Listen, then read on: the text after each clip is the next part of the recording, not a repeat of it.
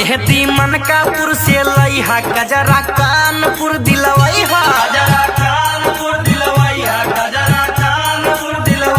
सेनुरा सिद्धार्थनगर से लइहा पायल पचपेड़वा दिलवैहा मेहदी मनकापुर से लइहा गजरा कानपुर दिलवैहा कंगन कलाइया के हो कंगन कलाइया के राजा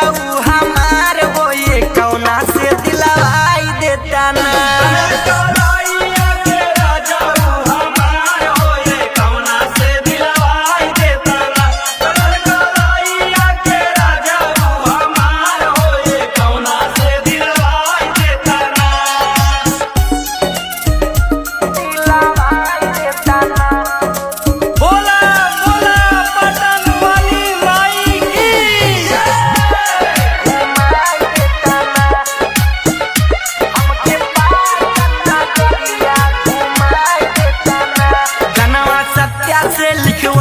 श्याम जी देवरू से गावैहा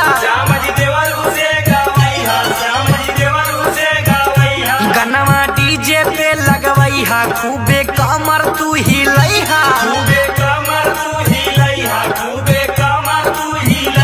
गनवा सत्या से